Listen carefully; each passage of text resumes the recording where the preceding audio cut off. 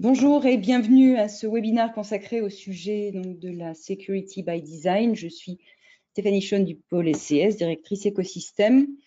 Quelques petites règles techniques concernant ce webinaire. Donc, pas de micro, vos micros seront coupés au niveau des participants. Il y aura bien évidemment des sessions de questions-réponses. Donc, n'hésitez pas à utiliser le module questions qui est accessible pour poser vos questions aux différents intervenants.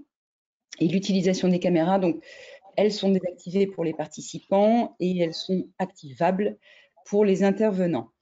Et dernier point important, le webinaire est enregistré et sera mis à disposition ultérieurement sur le site du pôle SCS. Donc aujourd'hui, on va aborder un sujet qu'on aborde depuis quelque temps au pôle, qui est le sujet Security by Design. On va dire que ça se clarifie de plus en plus, puisqu'on a commencé ce sujet en 2020. Aujourd'hui, les règlements, les cadres réglementaires, les contextes réglementaires sont de plus en plus forts et structurants sur ces sujets, à échelle européenne en particulier. Et donc, l'objectif de ce webinaire, c'est de vous parler, d'échanger sur les retours d'expérience que nous avons déjà eus sur ces accompagnements sur les dernières années.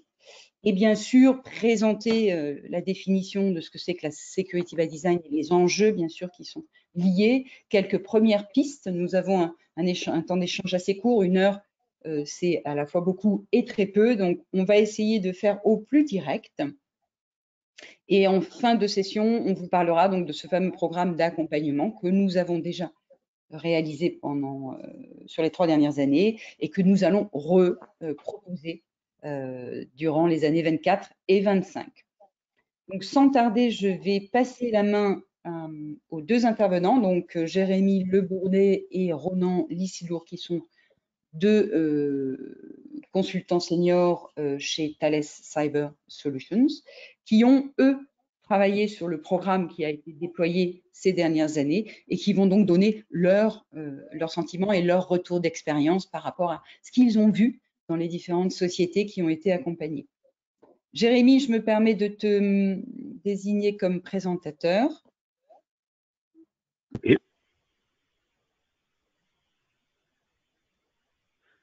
Hop là.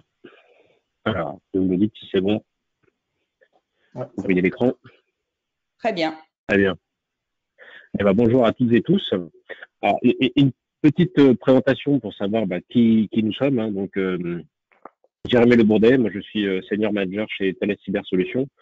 J'ai une expérience de plus de 18 ans dans tout ce qui est cybersécurité, avec toujours une expertise très technique.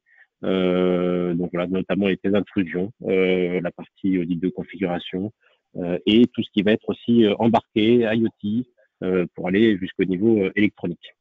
Voilà, je te laisse te présenter, Ronan. Alors moi, c'est Ronan Lissilour, donc moi je suis consultant senior chez Thales. Comme Jérémy, moi je fais beaucoup de tests d'intrusion et de revues de conf, mais je fais aussi également du forensic et un peu de reverse. Donc, voilà mes activités principales et je travaille pour le pôle LCS depuis à peu près 1 an. On va dire, j'ai eu quelques missions d'envergure avec le pôle LCS. Jérémy, je te laisse prendre la suite. Ouais. Donc on va cette présentation, on va vous faire un petit rappel des enjeux. Et puis après rentrer un petit peu plus dans le vif du sujet sur la partie qu'est-ce que c'est le Security by Design et des retours d'expérience aussi par rapport à différents sujets.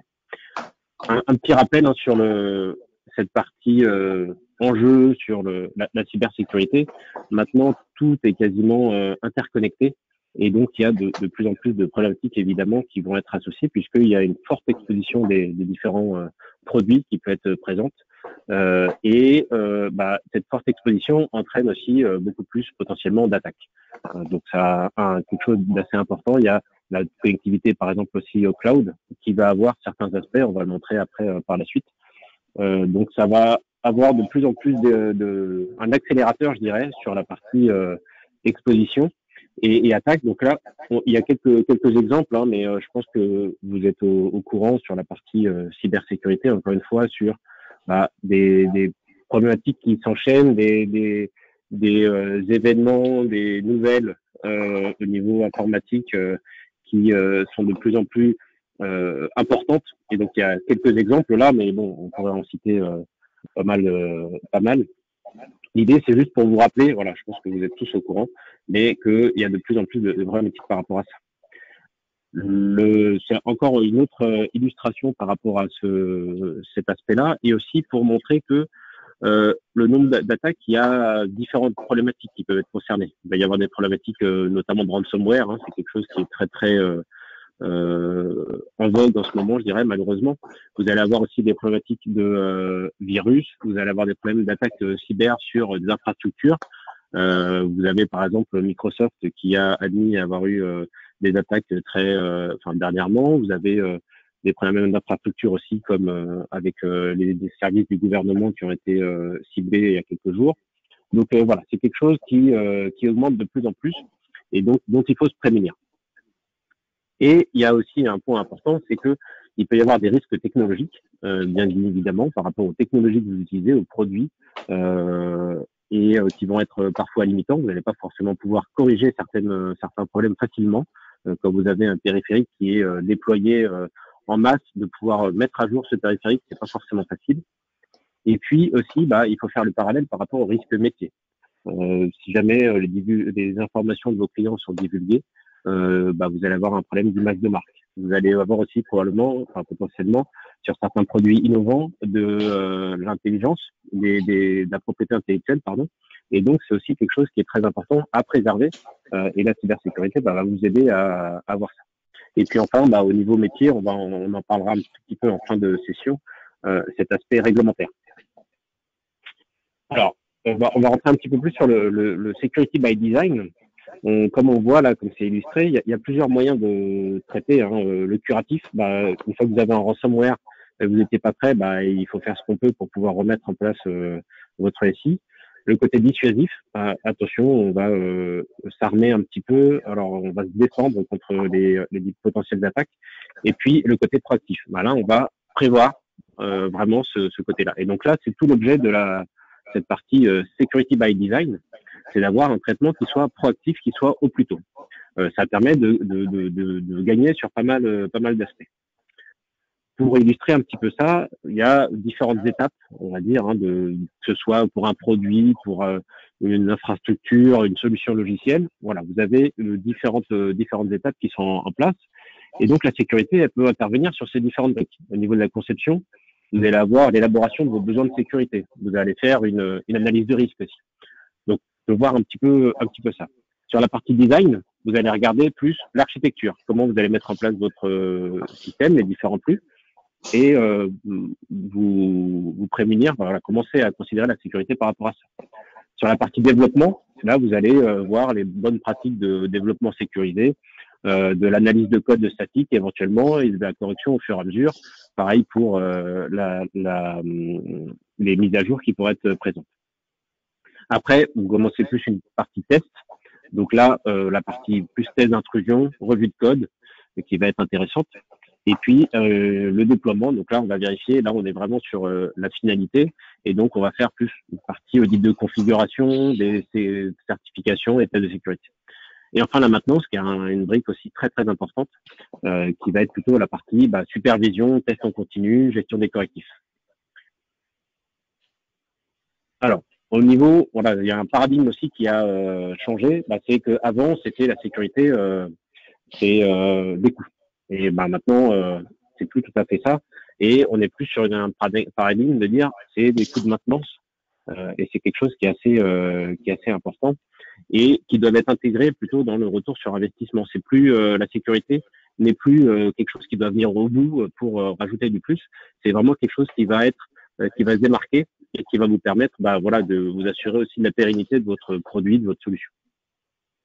Donc, une fois tous ces premiers éléments, je dirais, d'introduction mentionnés, je vais laisser la parole à Ronan pour le côté grand principe de Security by Design. Ouais, alors moi je vais vous parler de la security by design. Donc, après, moi je vais vous parler des grands principes. Pour vous, ça va peut-être vous paraître un peu des évidences, mais donc on va parler en premier lieu de la défense en profondeur. Donc en fait, qu'est-ce que la défense en profondeur? C'est-à-dire que vous n'allez pas mettre tous vos œufs dans le même panier. c'est-à-dire que vous allez segmenter un peu votre application. Donc, en fait, c'est un terme qui est emprunté au monde militaire et ça sert à retarder l'attaquant et non pas à le freiner parce qu'en fait, on sait très bien qu'on ne pourra jamais arrêter une attaque. On pourra juste la ralentir. Donc, dans ce mode-là, en fait, on va définir ce qu'on va protéger. Donc, on va faire un peu dans un mode par couche, donc un peu comme un oignon. En fait, on va exposer ce qu'on veut exposer, donc avec une partie qui est bien segmentée. Ensuite, on va protéger vraiment ce qu'on veut protéger. Ensuite, sur le prochain slide, ouais, ok. Donc là, on va parler du moindre privilège. Donc là, c'est une évidence. On va donner aux utilisateurs ce qu'ils ont le droit de voir et le droit de faire. Nombre de fois, on a vu, nous, dans notre expérience, des utilisateurs qui avaient tous les privilèges sur leur infra. Et quand on se fait attaquer et qu'on se fait prendre la main sur son poste, par exemple, et puis qu'on a tous les privilèges sur le SI, ça peut être une véritable catastrophe. Donc, moi, je parle comme par exemple pour la poste mobile, c'est un peu ce qui s'est passé. C'est qu'un administrateur un utilisateur avait tous les droits sur le domaine et l'attaquant a pris la main sur son PC et a pris complètement la main sur tout le SI. Et après, l'attaque le bit. Donc évidemment, pour le moindre privilège, on va donner les droits aux utilisateurs à ce qu'ils ont le droit de voir. Donc c'est-à-dire au point de vue des PC comme au point de vue réseau. Donc en fait, si on a le droit d'accéder à telle ressource, on a le droit d'accéder qu'à telle ressource et pas autre chose. Donc ensuite, on va réduire la surface d'attaque. Donc ça veut dire que quand on met quelque chose en ligne, on ne va pas tout exposer, on va exposer seulement ce qui est nécessaire et seulement ce qui est nécessaire et utile. Donc ça veut dire qu'on va tout ce qui est logiciel, réseau, physique, on va le cacher, on va exposer à l'utilisateur ce qui peut être utilisable.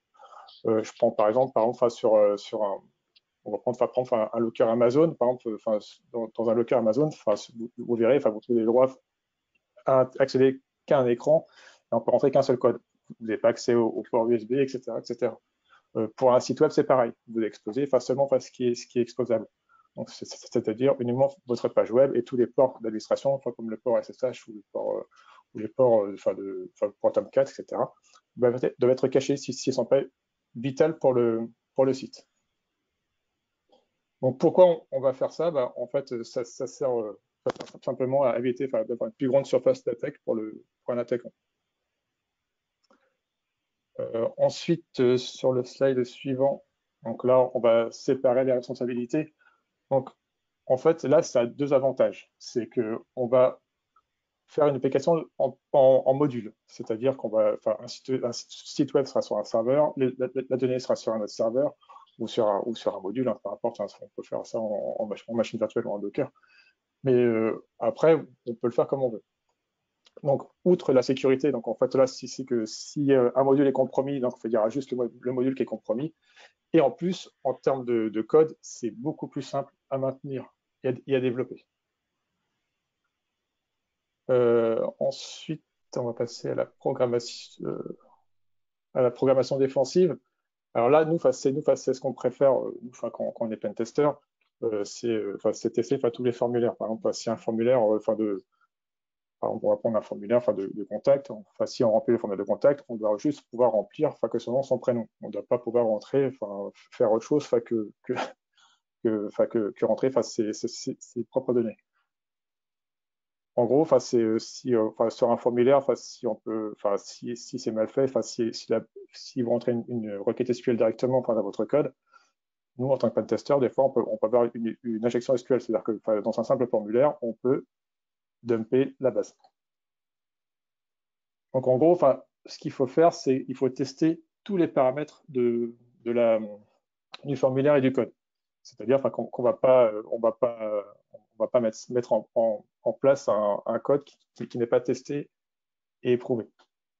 Après, je parle des injections SQL, mais il y a aussi tout ce qui est injection de code JavaScript. Après, il peut y avoir des buffers overflow, etc., etc. Il y a plein de choses qui doivent être testées avant la mise en prod. C'est ce qu'on appelle la programmation défensive. Et enfin, et là, la configuration sécurisée, donc ça veut dire que vous n'allez pas mettre par exemple, un module que vous prenez par exemple, pour un site web, pour un Apache ou pour un Tomcat, ou pour ce que vous voulez. Vous n'allez pas mettre en place tel quel sur votre SI ou en front-end.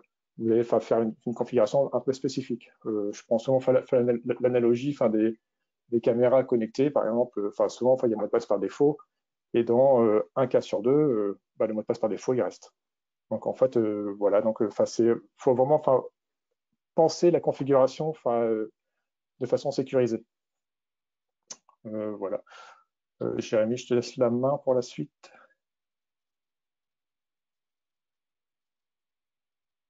Ça marche. Alors, un petit focus maintenant sur les vulnérabilités, voilà, des objets connectés, avec différentes illustrations. L'authentification faible, ça c'est quelque chose qui ressort vraiment beaucoup et qui est, je dirais, relativement facile pour un attaquant. Vous avez des bases de données sur Internet qui regroupent tous les mots de passe très communs. Donc en France, on a souvent Soleil, 1, 2, 3, 4, 5, 6, Averti. C'est des mots de passe qui vont retrouver facilement et qui sont facilement cassables. Il faut savoir maintenant qu'avec les cartes graphiques qui sont disponibles, on peut casser des millions de mots de passe par seconde, des dizaines de millions selon les technologies. Et donc ça veut dire que avec juste l'empreinte du mot de passe, donc le condensat, on peut pas avoir la vraie valeur. C'est une fonction cryptographique qui permet d'avoir que dans un seul sens. Malheureusement, on peut quand même, à partir de ce condensat, retrouver le mot de passe en essayant toutes les possibilités de mot de passe. Donc là, un mot de passe, comme disait Ronan, par défaut, par exemple, ça va être quelque chose qui va être très néfaste pour la sécurité. Il faut faire aussi attention parce que cette authentification faible, vous allez la retrouver à différents endroits. Vous allez la retrouver pour l'utilisateur, que lui, il puisse pas utiliser un mot de passe qui soit faible, donc de lui imposer certaines restrictions. De faire attention aussi comment vous imposez ces restrictions pour vous assurer qu'elles soient pas faites, par exemple, dans une solution web juste sur le navigateur, mais vraiment au niveau du serveur, que vous ayez un contrôle là-dessus. Mais après, il va pas y avoir que ça. Il peut y avoir sur un périphérique IoT, vous allez avoir la partie aussi authentification avec du Bluetooth. Est-ce que le pairing est fait avec un mot de passe qui va être par défaut 4x8, 4x0 par exemple? C'est quelque chose.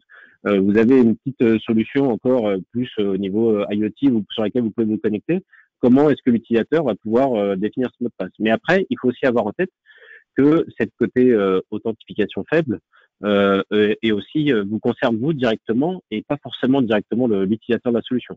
Tout ce qui va être accès d'administration. Donc, comme encore une fois, on parlait de configuration sécurisée, vos administrateurs vont avoir toute une chaîne pour se connecter à vos systèmes, à votre solution, pour pouvoir l'administrer, ou administrer juste les serveurs qui discutent avec votre solution IoT, par exemple. Et est-ce que cette authentification est robuste? Est-ce que vous avez mis en place les différents moyens d'authentification qui sont maintenant de l'authentification forte et plus basée uniquement sur le mot de passe? Donc ça, c'est vraiment quelque chose qui est important. Et l'utilisation aussi de la cryptographie à bon escient, mais voilà, sur la partie authentification, il faut vraiment oublier un peu le mot de passe ou faire vraiment plutôt une chaîne de caractères, une phrase de mot de passe, plutôt que juste un mot de passe avec quelques caractères. Voilà. Il y a aussi après les solutions avec KeePass qui vous permettent de stocker et donc de faciliter ça. Et enfin, il y a aussi quelque chose qu'on retrouve souvent, c'est l'utilisation d'un mot de passe qui va être commun à tous les périphériques. Vous avez un périphérique, encore une fois IoT, que vous vendez et le mot de passe par défaut, c'est le même pour tout le monde. Et donc ça veut dire qu'à partir du moment peut-être qu'il n'est pas forcément connu ni public, par contre, au final il va être trouvé à un moment donné par quelqu'un qui va le diffuser et à ce moment-là, le modèle peut changer pas mal pour se dire ici il y avait un accès SSH mais c'est un mot de passe avec le compte-route qui est très robuste, personne ne trouvera. Et au final, au moment où il est diffusé, et comme c'est le même sur les 1000 équipements que vous avez diffusés, vous avez une problématique de sécurité par rapport à ça. Donc c'est vraiment quelque chose qui est important. Et pour nous, au niveau attaquant, je dirais éthique, c'est un point qui est une vraie porte d'entrée intéressante. Ensuite, vous avez la communication non sécurisée. Alors la communication non sécurisée, encore une fois, ça peut concerner différentes briques. Vous avez la communication avec votre solution, par exemple une solution web. Alors là, vous avez des technologies avec du HTTPS, des certificats et tout, c'est relativement robuste et mature. Mais vous allez avoir aussi plus des authentifications, une communication éventuellement locale. Sur tout ce qui est IoT, vous pouvez avoir aussi des protocoles comme du MQTT qui est très intéressant, mais voilà, qui va devoir passer aussi avec de l'authentification par certificat et puis un chiffrement via TLS pour vous assurer de l'intégrité et de la confidentialité des données qui vont être envoyées et qu'elles soient envoyées à la au bon système. Et encore une fois, ce côté communication non sécurisée, il doit être considéré sur toute la chaîne. C'est pas parce que vous avez changé vraiment durci une brique avec des communications très très sécurisées, avec de la cryptographie et tout ce qui va bien, que après derrière pour la partie back-end, vous allez avoir des protocoles qui vont être en clair parce que c'est dans la zone d'administration, c'est plus facile. Ou de la communication interserveur. Attention, ça c'est aussi quelque chose de se dire oui, c'est moins grave. Ça dépend. Si l'attaquant il commence à prendre en main sur une partie du réseau ou un des systèmes, peut-être qu'avec juste le côté non sécurisé, il va pouvoir écouter et récupérer pas mal d'infos intéressantes. Donc c'est vraiment aussi quelque chose d'important à considérer. Et après, qui encore une fois pour les attaquants est intéressant. Quand vous avez un thermostat par exemple qui va aller discuter avec le cloud pour pouvoir communiquer des informations sur la température, le paramétrage de l'utilisateur qui va vouloir changer la température de sa chambre ou de son bureau. Si ça passe en clair, l'attaquant, et l'utilisateur malveillant éventuellement, va pouvoir regarder un petit peu ce qui se passe et envoyer des valeurs qui soient mauvaises. Ou alors un attaquant va pouvoir se dire, je vais essayer d'attaquer le service cloud directement. J'ai pas de thermostat chez moi. Par contre, je vais essayer de changer des valeurs chez d'autres personnes ou d'autres sociétés via les API qu'il y a d'accessibles sur le cloud. Donc le côté communication sécurisée va concerner la sécurisation, la confidentialité des données, mais aussi de s'assurer que la bonne personne est en train de discuter avec le bon service. Au niveau de la cryptographie, ça c'est des images aussi que vous avez peut-être déjà vues, mais il faut éviter les implémentations maison parce que c'est souvent il y a des problématiques. Ça prend un petit peu de temps à trouver, mais c'est très très difficile de faire de la cryptographie qui soit robuste. Et donc il faut être très vigilant là-dessus. Donc utiliser des solutions, des algorithmes qui soient robustes, du SHA-512, de l'AES, selon vos besoins. C'est quelque chose qui est très important. Il y a par exemple aussi le MD5 qui est encore utilisé, mais qui est plus considéré comme sûr, puisqu'il y a pas mal d'attaques dessus pour pouvoir faire notamment des collisions. Un autre point aussi qu'il faut avoir en tête sur la cryptographie, c'est que quand vous avez des notions de certificat, des notions de PKI éventuellement aussi, vous allez avoir une clé privée et une clé publique. La clé publique, elle est accessible pour tout le monde par définition, bien évidemment. La clé privée, par contre, en fonction de comment vous avez fait votre solution, il faut faire attention à ce qu'elle soit stockée de façon sécurisée. Si vous avez une clé privée qui va être sur tous les périphériques, encore une fois, par exemple le thermostat, si il y a eu une petite gaffe sur la conception et qu'au final, cette clé privée, elle est identique sur tous les thermostats, ça veut dire qu'à partir du moment où quelqu'un va compromettre, réussir à accéder à cette clé privée sur le thermostat par différents moyens, que ce soit même de l'analyse matérielle, on va pouvoir après se connecter, se faire passer pour un thermostat et encore une fois, le modèle de sécurité à ce moment-là va être mis à mal assez sérieusement et ça sera difficile à corriger. Donc il faut encore une fois, comme on disait sur la défense en profondeur et sur la configuration sécurisée, bien faire attention aussi à cette manipulation et ce stockage des secrets et qu'il soit vraiment spécifique à chaque solution, à chaque périphérique IoT. C'est quelque chose qui est très très important.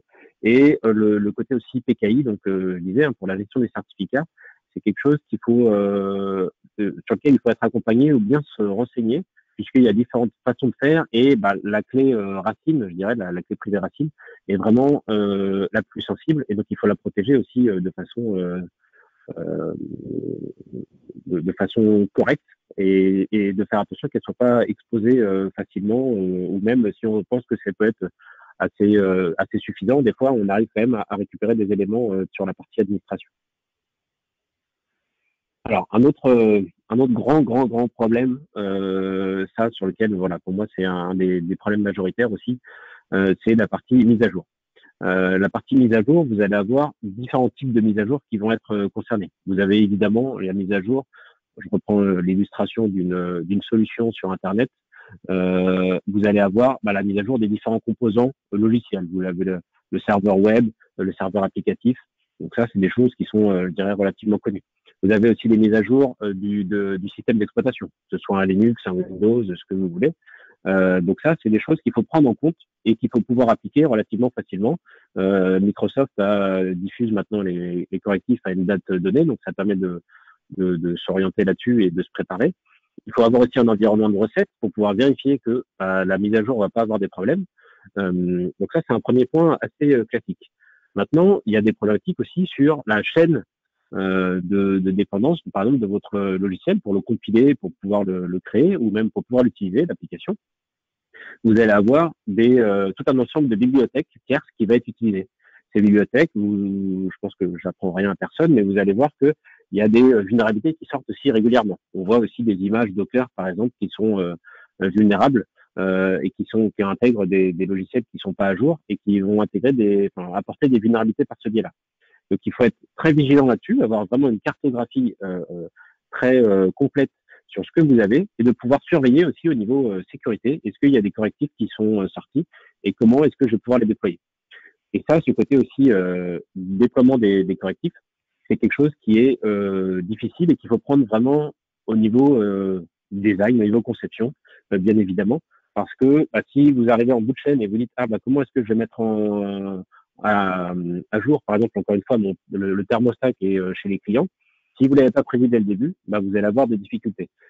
Comment est-ce que vous allez pouvoir pousser une mise à jour relativement rapidement parce que demain, il y a quelqu'un qui a trouvé une vulnérabilité importante. Heureusement, elle n'est pas encore publique, qui vous a contacté directement pour dire attention, il y a un problème. Comment vous allez pouvoir déployer cette mise à jour? Est-ce que vous allez pouvoir pousser la mise à jour ou au contraire, il va falloir demander à l'utilisateur de faire des manipulations sur son périphérique pour pouvoir le mettre à jour ou stocker ou des choses comme ça. Donc c'est vraiment une problématique assez structurante sur laquelle il faut être très très très vigilant parce que ça va avoir des impacts assez lourds. Il y a aussi au niveau security by design, vous avez le côté hardware au début, encore une fois pour la partie IoT, de considérer le durcissement local du périphérique pour vous assurer qu'il n'y ait pas des problématiques et comment vous allez pouvoir gérer éventuellement ces mises à jour là, puisqu'il y a des mises à jour au niveau hardware sur lesquelles vous ne pourrez pas forcément faire grand chose. Donc voilà, donc c'est être conscient un petit peu de tout ça. Comment est-ce que je peux déployer des mises à jour, bien évidemment, mais aussi comment est-ce que je vais surveiller qu'il n'y ait pas de mise à jour et que le produit que j'utilise et toutes les dépendances qui sont le software board, comme on dit, qui sont associées, va être correctement à jour et ne va pas avoir des problématiques de sécurité. Alors, un autre problème qui est un peu lié, mais voilà, l'utilisation de composants obsolètes ou faibles.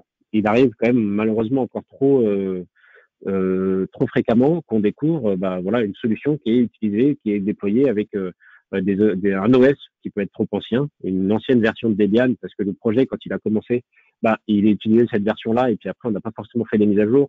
Et puis la mise à jour de l'OS, c'est compliqué, donc on va pas forcément l'appliquer, parce que sinon, après, on ne sait pas comment est-ce que ça va marcher. Donc on revient avec l'étape d'avant, sur la partie mise à jour. Et on se retrouve avec des composants qui vont être obsolètes, que ce soit au niveau, comme je disais, logiciel, ou après même potentiellement en hardware. Vous avez certains périphériques qui vont avoir après un certain nombre d'années plus du tout être supportés. C'est des problématiques qui peuvent vous concerner ou pas, mais qui sont importantes, sachant que, comme on le voit là, la sécurité dépend vraiment du maillon le plus faible. Et donc, en tant qu'attaquant, nous, on va vraiment s'attarder à vérifier quel est le niveau d'exposition et quelles sont les vulnérabilités qui sont connues dans les différents logiciels ou matériels qu'on peut rencontrer. Et donc ça, c'est quelque chose qui va être le premier aspect attaqué, puisque un attaquant ne va pas forcément s'attaquer à la toute dernière version du serveur web ou autre. Par contre, il va voir qu'à côté, il y a un petit composant qui est utilisé, qui n'a pas été mis à jour depuis longtemps parce qu'il y a un changement d'API. Et on va rester sur une ancienne version. Et cette ancienne version a des vulnérabilités qui vont être exploitées après par un attaquant. Un autre point assez commun, c'est les expositions de données. Alors les données privées, on pense aux données personnelles avec le côté RGPD. Donc ça, il faut faire attention. Je pense que maintenant tout le monde est au courant sur cet aspect-là, mais ça a des aspects quand même relativement importants aussi pour vous en tant que producteur, en tant que fabricant, en tant qu'éditeur. puisque le côté RGPD a ce côté légal aussi, qui peut être assez lourd de conséquences. Donc il faut vraiment le prévoir au début, parce que ça prend du temps à construire et à savoir, et peut-être aussi à mettre en place des mesures de sécurité par rapport aux données que vous manipulez. Ça, c'est un premier point au côté réglementaire. Par contre, il y a aussi le côté, le stockage des données sur, encore une fois, le périphérique, par exemple, et puis après, dans le cloud. Sur le périphérique, vous allez avoir des données qui vont être potentiellement intéressantes, enfin, ou en tout cas, pas forcément personnelles, mais qui concernent que le client. Vous assurez qu'elles soient stockées de façon sécurisée, qu'elles soient accessibles juste aux services qui vont bien. Encore une fois, on revient sur la partie et la limitation de l'exposition, et donc les données doivent être manipulables et accédées que depuis tel type de service, tel service qui est dans un Docker et qui ne va pas être accessible par tous les autres services. Encore une fois, si je reprends l'exemple du thermostat, il peut avoir une interface web ou une interface, une interface web avec une API pour discuter, pour qu'on puisse se configurer aussi via le téléphone avec une application. Vous allez passer par le Wi-Fi, il va y avoir des données qui sont manipulées, mais ça veut dire aussi que ce service-là va être exposé. De pouvoir vous assurer que ce service-là, s'il est compromis, il ne permettra pas d'accéder à la clé privée qui permet de discuter avec le back-end, par exemple. L'autre point aussi sur ce stockage sécurisé, qui est important, c'est le stockage dans le cloud. Le stockage dans le cloud, c'est bien, c'est pratique. Ça permet de déléguer pas mal de choses. C'est relativement flexible. Par contre, ça peut aussi avoir des impacts sur la façon dont c'est fait et en cas de compromission.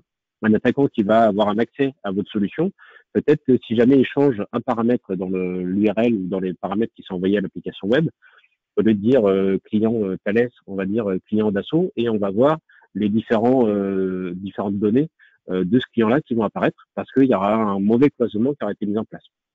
Parce que les données seront stockées au même endroit.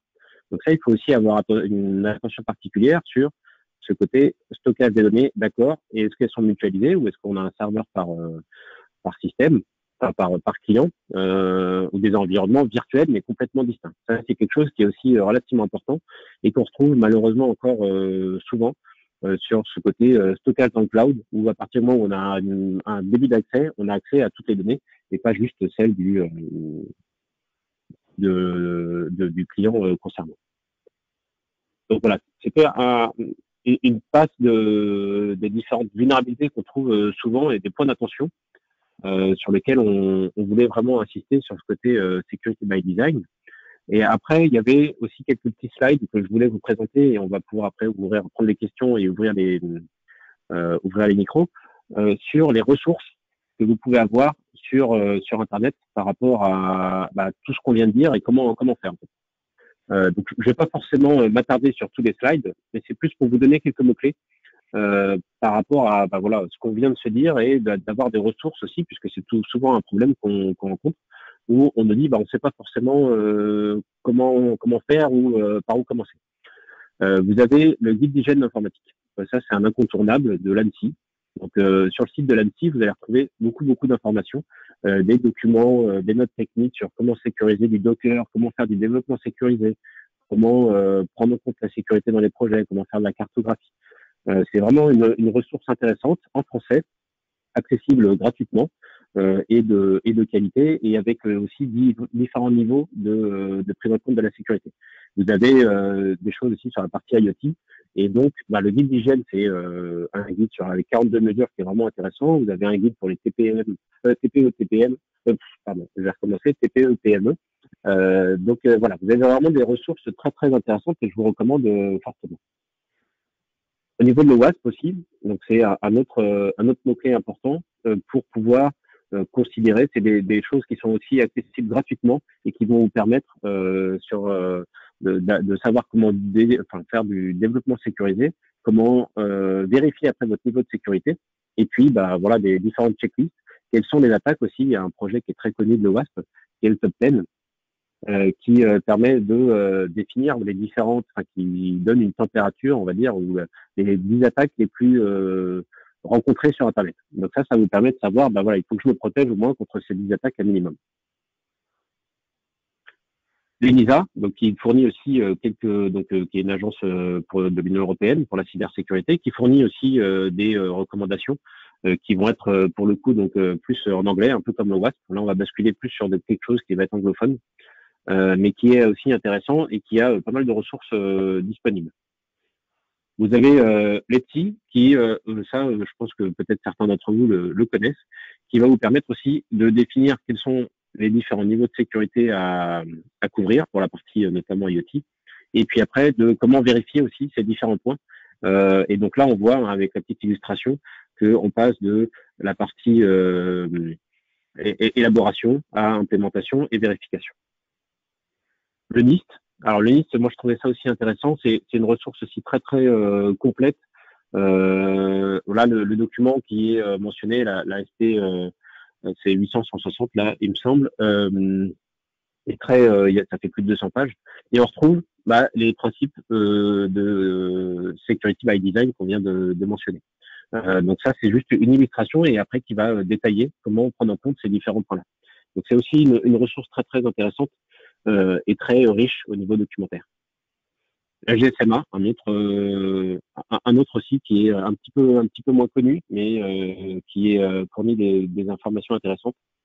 Et puis après le côté Eurosmart. Donc voilà, je ne vais pas forcément trop m'attarder dessus. On a mis quelques points sur la partie cryptographie aussi.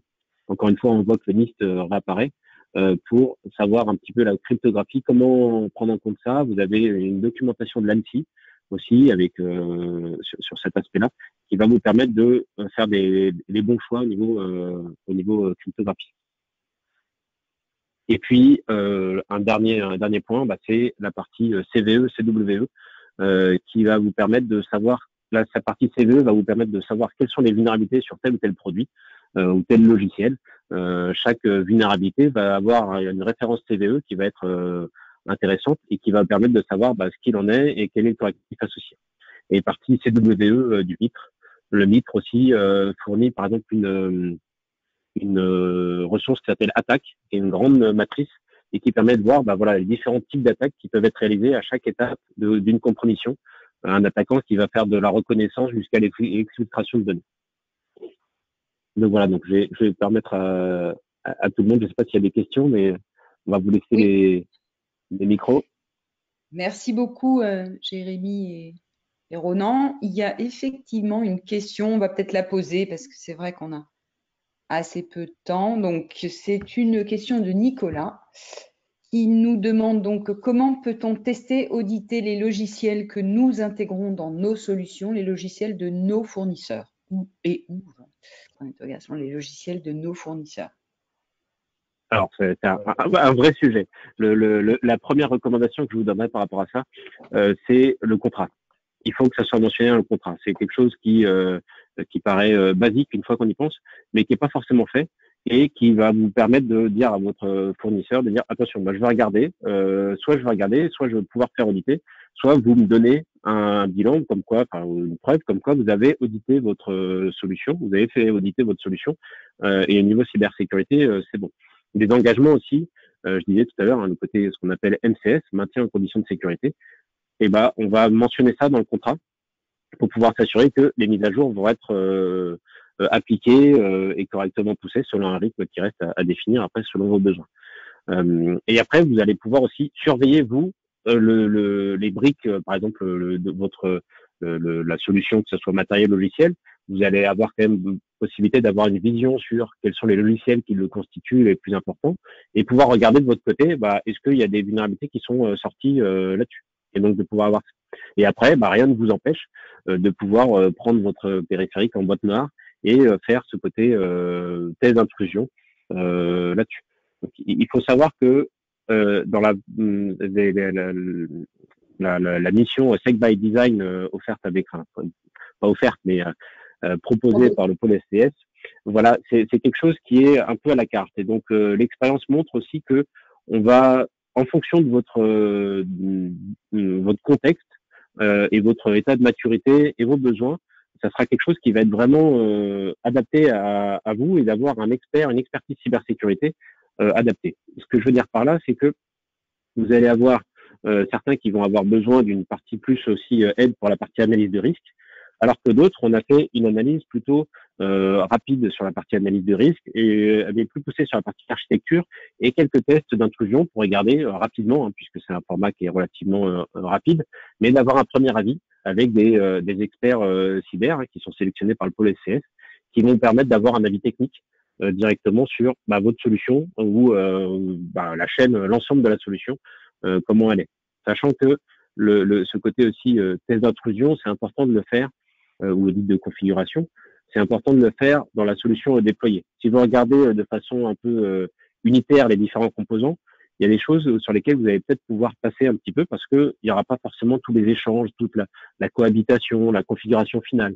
Et donc, nous, on s'aperçoit que entre le côté conception, on se dit on va sécuriser ça comme ça, et puis après le côté implémentation technique, parfois on peut avoir des différences ou des surprises, de se dire si normalement ça c'est sécurisé, et puis au final il y a eu un petit loupé, c'est pas forcément corrigé, et donc nous on peut soulever ça avec des tests en fin de chaîne, de dire voilà, là-dessus attention, il y a un petit problème, il faut corriger. Donc c'est pour ça de prendre aussi en compte la sécurité dès le début, ça vous permet d'étaler un petit peu ces tests et de pouvoir vous assurer au fur et à mesure que ces fournisseurs que vous intégrez, intégrez vous aussi des tests de sécurité, vous assurez que les parties mécanismes de cryptographie sont bons, les mots de passe sont modifiés, et ainsi de suite. Je sais pas, j'espère que ça répond à la question. J'espère, effectivement, Nicolas, vous pouvez répondre si ça répond à la question que vous aviez posée. Je pense que oui. Ok, parfait, c'est fait. Super. Justement, peut-être qu'on peut passer au retour d'expérience. Ça amènera peut-être des questions. N'hésitez pas, hein, vous êtes tous en capacité ou de mettre un commentaire, tout simplement, hein, peu importe. Peut-être qu'on passe à cette partie plutôt retour, puisque vous avez quand même échangé, travaillé, regardé de près des cas d'usage très différents dans des domaines finalement assez différents, peut-être un peu plus cloud ou peut-être plus mobile ou peut-être plus hardware ou architecture. Donc, il y a eu un peu de tout. C'est ce qui en a fait la richesse d'ailleurs de ce programme. Et peut-être que vous pouvez délivrer votre expérience, Ronan et Jérémy. Oui. Ouais. Je vais commencer si tu veux. Vas-y. Ouais. En fait, dans mon expérience de Paul Cess, alors moi je suis assez récent sur le projet, mais c'est vrai que pour les quelques expériences que j'ai eues, quelques contrats que j'ai eu avec le pôle, j'ai eu des entreprises vraiment hétérogènes. Donc la première avait un niveau de maturité cyber vraiment très très faible. Donc on est parti du postulat que qu'est-ce qu'on va faire. Cela c'était un peu dangereux. Donc, on a choisi de faire un accompagnement vraiment sécurisé de bout en bout avec des jalons, avec ce qu'on devait faire en priorité, ce qu'on allait mettre en place et avoir un suivi régulier. Et ensuite, le second, c'était un IoT. Donc là, c'était vraiment de bout en bout. Donc il y avait un IoT, du mobile et du cloud. Et là, il y avait vraiment une maturité cyber assez étonnante. Du point de vue de la conception et du point de vue du développement. Donc là, on a bien vu qu'il y avait quelque chose, au point de vue cyber, c'était au point. Donc on a plutôt décidé de partir sur un test d'intrusion complet, de bout en bout, du capteur, du mobile jusqu'au cloud. Donc voilà. Donc après, les missions sont vraiment, aucune n'est identique. On s'adapte vraiment aux clients et au contexte. Je ne sais pas si tu veux ajouter des choses, Jérémy. Oui, alors pour moi, c'est vraiment une opportunité, hein, cette mission-là, parce que ça permet d'avoir un expert qui va permettre d'intervenir sur des sujets sur lesquels vous n'êtes pas forcément complètement à l'aise au niveau cybersécurité. Ce qu'on constate, par exemple, c'est le côté analyse de risque. J'en ai parlé un petit peu au début. C'est vraiment l'analyse de risque, c'est structurant, même si ça peut être assez léger. On n'est pas obligé de rentrer dans les BIOS complètement avec une méthode des BIOS très très lourde.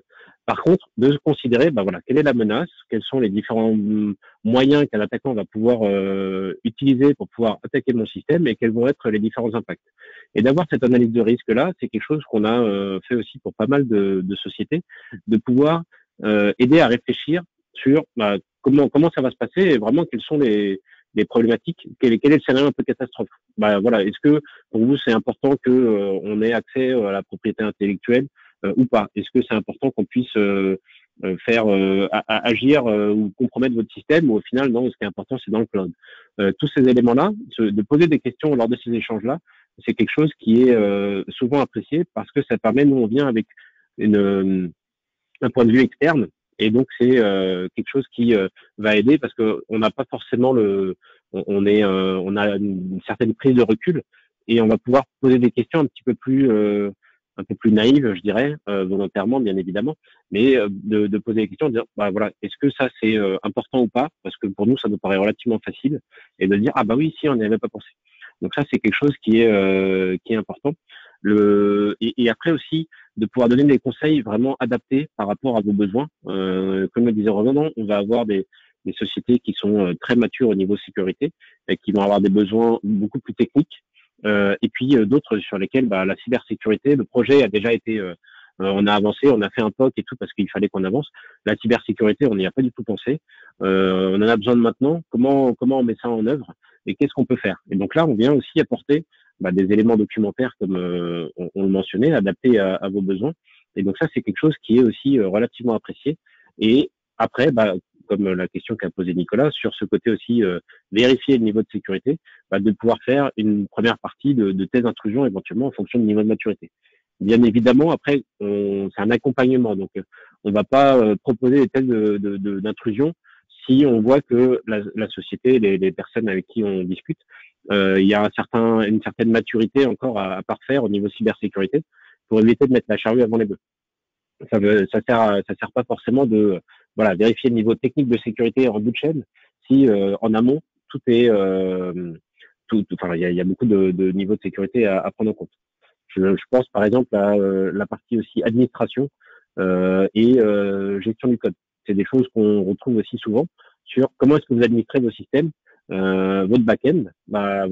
Si, oui, je me connecte avec mon PC depuis chez moi ou depuis la société et puis je navigue avec. Attention, parce que ça veut dire que potentiellement votre PC va être facilement compromis, voire il a déjà quelques codes malveillants dessus, et donc vous allez pouvoir avoir un keylogger qui va permettre à un attaquant de récupérer des informations. Vous n'utilisez pas forcément la dernière version, donc vous allez avoir des problématiques là-dessus. Donc ça, c'est de faire attention sur ce côté administration, d'utiliser des ressources dédiées, idéalement. Vous prenez un PC portable, même si c'est quelque chose qui va pas être très cher, et puis vous faites l'administration que depuis un ou deux postes. Idéalement plusieurs, puisque si jamais vous en avez un qui est plus disponible, ça va être plus compliqué. Il y a la même problématique aussi au niveau pas audit de code, pardon, mais code. Où est-ce que vous allez stocker votre code? Il est sur un GitLab, on l'a en local, il est sur GitHub, en repo privé. Vous avez différentes solutions. Et ce qu'on s'aperçoit, c'est que ce côté aussi sauvegarde du code, disponibilité et aussi intégrité n'est pas forcément considéré. Et donc ça peut avoir des impacts assez importants, puisque en cas de défaut de configuration, par exemple, vous allez pouvoir avoir quelques pépins. Donc ça, c'est des éléments aussi qu'on retrouve relativement régulièrement lors de nos accompagnements de mission. Mais c'est pour moi la force de cette mission, c'est vraiment de pouvoir fournir un niveau d'expertise qui soit adapté à ce dont vous avez besoin par rapport à votre niveau de maturité et votre projet aussi, puisque on a pu voir des solutions qui étaient complètement logicielles, ou alors des périphériques IoT, ou juste des périphériques hardware, je dirais, qui vont communiquer avec un mobile et puis après avec le cloud. Parfait. Donc, je sais pas. En sortie, Ronan et Jérémy, en sortie de ces accompagnements, il y a aussi des sociétés qui font le choix de former ou de continuer de former les gens sur cet aspect-là, ou comment vous avez vu ça? Oui, alors c'est bien, c'est vraiment quelque chose sur lequel on a tout le monde qui est intéressé, qui demande, par exemple, on a eu des sujets aussi sur le côté RGPD, de savoir comment ça se passe, d'avoir des ressources pour pouvoir après prendre en compte ça. Et donc ça permet d'éveiller un petit peu et de sensibiliser en disant attention, ça c'est réglementaire, c'est pas forcément connu, par contre ça peut avoir des impacts lourds derrière. Donc nous on essaye de fournir alors il y a un rapport qui termine la mission, mais ce rapport il est de différentes natures. On a eu un rapport plutôt typé audit quand on a fait une partie un peu plus test d'intrusion, on était un peu plus en bout de chaîne, et d'autres où on a fourni carrément un fichier Excel pour aider à faire cette partie un peu analyse de risque et avoir tous les éléments en phase en tête et clair pour pouvoir aider et après à appréhender ce côté analyse de risque un petit peu et analyse d'architecture pour pouvoir prendre en compte la cybersécurité et continuer après là-dessus. Donc c'est vraiment encore une fois très hétérogène, mais l'idée étant d'avoir des éléments qui soient réutilisables et que vous puissiez vous approprier aussi, quoi. Donc c'est quelque chose qui est très, enfin voilà, on a eu de très bons retours là-dessus. C'est génial parce que c'est adapté à ce que je voulais et ça correspond. Et nous on essaye vraiment de vous fournir ça au mieux, pour que l'idée c'est pas de après vous revendre des prestations derrière, mais que vous puissiez vous l'approprier et continuer dans la démarche. C'était exactement l'objectif du programme, hein. C'est un nombre, on va dire, un volume de jours, hein, parce qu'il faut bien évaluer un nombre de jours possible, et ensuite de l'adapter. Donc, techniquement, il y a de l'avant-vente, hein, c'est-à-dire qu'on va discuter bien en amont de ce dont vous avez besoin, de ce que vous pensez avoir besoin, mais c'est finalement peut-être autre chose qui va être discuté avec les conseils. Et une fois que tout est calé entre les équipes techniques et l'accompagnateur, alors on commence à rentrer dans une définition précise de ce qui va se passer pendant les 8 ou 10 jours qui seront alloués à l'accompagnement. Et c'est là que le fine-tuning se fait. Et franchement, toutes les sociétés avec qui moi j'ai échangé, hein, qui ont donc été accompagnées, toutes, sans exception, ont trouvé ça très formateur, hein, au niveau des équipes techniques, très structurant, très rassurant aussi, et surtout s'en sont servis clairement vis-à-vis soit de leurs futurs clients, soit même de leurs partenaires investisseurs ou autres, hein, parce que c'était aussi des startups qui avaient besoin de montrer que ce qu'elles faisaient était technologiquement et techniquement propre pour donner confiance à l'extérieur. Et donc, beaucoup s'en sont servis vraiment à différents niveaux et ont affiché finalement un travail professionnel et ça rassure énormément les partenaires. Et aujourd'hui, on n'en est plus à rassurer, on en est aussi à se conformer, hein, puisqu'il y a une arrivée prochaine du CRA, hein, donc le Cyber Resilience Act, qui va concerner tout le monde. À partir du moment où il y a du logiciel et de l'électronique et que c'est vendu sur le marché européen, et ben, peu importe, ce sera concerné et il faudra donner un certain nombre de preuves. Donc finalement, autant en 2020 on se préparait, autant là en 24 et en 25 on va plus se préparer et on va devoir être conforme. Enfin, je ne sais pas si vous confirmez ça, Jérémy et Ronan. Oui, non, clairement. C'est aussi ce côté préparation, effectivement, côté le CRA, le RED, qui arrive. Et ce côté réglementation est de plus en plus présent. C'est quelque chose qui était historiquement au niveau plus IT, au niveau bancaire, par exemple, c'est quelque chose qui est habitué. Maintenant, on a PCI DSS, on a la LPM, on a pas mal de choses. Autant sur des solutions plus grand public ou IoT, c'était encore. Enfin voilà, là maintenant ça arrive.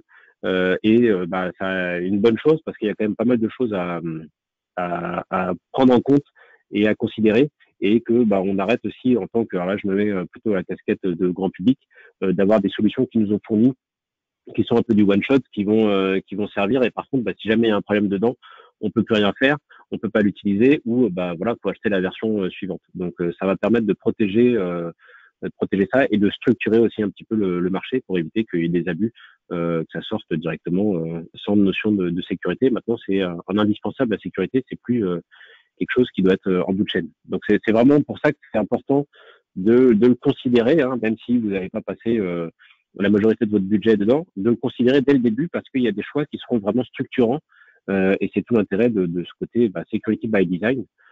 Plus tôt vous le faites et moins cher ce sera, hein, même si ça vous paraît un investissement au début. C'est vraiment quelque chose qu'il faut faire parce que ça va aussi vous aider à faire certains choix. Et on s'aperçoit que des fois, en discutant, le tel choix de cyber n'a pas forcément été le plus opportun parce qu'il a été considéré un petit peu en bout de chaîne. Donc se dire non, il aurait mieux fait de faire ça. Donc quand on intervient plus tôt, on peut justement aussi fournir des éléments et aider les sociétés à faire ce type de bon choix ou challenger un petit peu les solutions pour qu'il y ait une réelle compréhension et une bonne prise en main de la sécurité. Et donc cet investissement, parce que c'en est un effectivement, hein, de travailler sur ces sujets, c'est pour ça que la région cette fois-ci sera soutien de ce programme et va permettre justement de prendre en charge à peu près la moitié du programme, hein, ce qui est intéressant. Donc, l'investissement est soutenu et à si proche échéance des règlements qui vont arriver, il faut peut-être plus hésiter. Aujourd'hui, il y a quelques années, ça pouvait encore se discuter. Aujourd'hui, ça ne se discute plus. On va passer juste à une dernière question de Nicolas, qui est très actif sur la partie question. Donc, peut-on exiger sur le plan légal la SBOM? Alors là, je ne sais pas ce que c'est. Oui, la Software Bill of Material. Alors, sur le plan légal, je ne sais pas. Pardon, vas-y, je te laisse terminer la question, Stéphanie. Donc, c'était ça. C'est peut-on exiger sur le plan légal la SBOM, donc Software Bill of Material, à nos fournisseurs? Point d'interrogation. Oui, alors sur le plan légal, si vous avez, s'il n'y a rien de défini au niveau contrat, ça va être plus difficile. Après, ça dépend de la taille du fournisseur et de votre relation aussi fournisseur. Vous n'allez pas forcément avoir la liste complète du SBOM. Par contre, vous pouvez la demander et avoir des premiers éléments, les éléments les plus exposés, par exemple. C'est une démarche maintenant qui est de plus en plus acceptée. Et donc, il n'y a pas forcément de secret non plus, juste en dévoilant quels sont les logiciels qui sont utilisés. Donc, c'est vraiment quelque chose que vous pouvez demander, aussi peut-être en fonction de la relation que vous avez avec votre fournisseur, pas lui rentrer dedans évidemment parce que sinon il va se fermer, mais plus de dire voilà, moi je considère aussi la cybersécurité, j'ai besoin de connaître les différents logiciels qui sont utilisés sur mon application, sur mon parc, et donc dans le cadre de ma veille, il faut que je sache aussi comment ça se passe. Et donc quels sont les principaux, les plus exposés, tout du moins déjà, ça peut être une première étape, et pour après avoir un petit peu plus de détails au fur et à mesure. Après, il y a le côté SBOM, vous pouvez l'avoir une première fois, donc ça c'est facile, ça peut être plus facile. Par contre, c'est après comment ça se passe au niveau de la maintenance, de la mise à jour de cette SBOM dans le temps. Donc ça, c'est un autre sujet. Parfait. J'espère que ça répond à votre question, Nicolas. J'espère. Je vois un merci, donc j'ai la sensation que c'est le cas. Ça marche. Est-ce qu'il y a d'autres questions? C'est le moment. Il nous reste quelques petites minutes. S'il en reste une, on est ravis de la prendre. En attendant, moi, je remercie à la fois Ronan et Jérémy de cette intervention. On a fait un condensé, vous aurez bien remarqué, mais on est là pour aider les entreprises qui auront besoin d'être accompagnées sur ce sujet. On va lancer ce programme, je pense, dans moins de 2 mois, il sera lancé, donc vous pourrez en bénéficier. On en fera la promotion, bien évidemment. N'hésitez surtout pas à vous renseigner. Donc, vos contacts seront vos chargés de mission habituels ou moi-même. Donc, on sera là pour vous aider à aller plus loin sur ce sujet.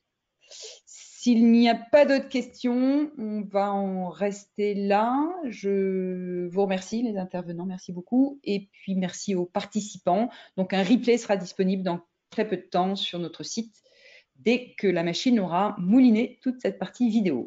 Voilà. Une bonne journée et une bonne semaine à tous et à toutes. Ouais, également. Merci. Une très bonne journée. Merci, bonne journée.